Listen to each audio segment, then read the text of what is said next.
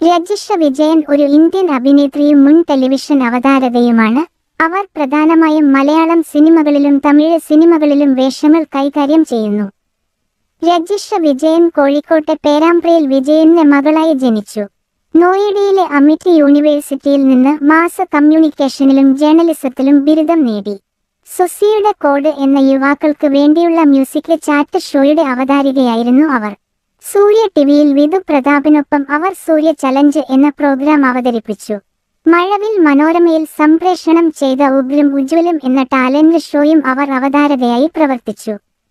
അനുരാഗ കരിക്കിൻ വെള്ളം എന്ന മലയാള ചിത്രത്തിലൂടെയാണ് രജിഷ വിജയൻ അരങ്ങേറ്റം കുറിച്ചത്.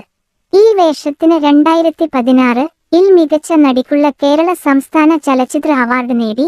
മികച്ച നടിക്കുള്ള ഫിലിംഫെയർ അവാർഡിന് നാമനിർദ്ദേശം നേടുകയും ചെയ്തു. ദിലീപിനൊപ്പം വാണിജ്യപരമായി പരാജയപ്പെട്ട ജോർജേട്ടൻസ് പൂരം എന്ന ചിത്രത്തിലായിരുന്നു അവളുടെ രണ്ടാമത്തെ വേഷം. വിനീത് ശ്രീനിവാസൻ നായകനായ ഒരു സിനിമാക്കാരൻ ആയിരുന്നു അവളുടെ അടുത്ത ചിത്രം. ഹാൻഡ് ഓഫ് ഗോഡ് രാജ്ഞിയായി ഒരു നാടകത്തിലും അവർ അഭിനയിച്ചു.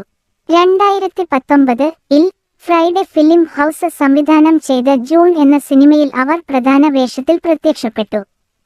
ഈ ചിത്രവും അവളുടെ പ്രകടനവും നിരൂപകമായും വാണിജ്യപരമായും പ്രശംസ പിടിച്ചുപറ്റി. 2020-ൽ ഖാലിദ് റഹ്മാൻ സംവിധാനം ചെയ്ത ലവ് എന്ന സിനിമയിൽ ഷൈൻ ടോം ചാക്കോയ്ക്കൊപ്പം അഭിനയിച്ചു. ധനുഷ്, ലാൽ എന്നിവരെ കേന്ദ്ര കഥാപാത്രമാക്കി മാരി സെൽവരാജ് സംവിധാനം ചെയ്ത കർണൻ എന്ന ചിത്രത്തിലൂടെയാണ് അവർ തമിഴിൽ അരങ്ങേറ്റം കുറിച്ചത്.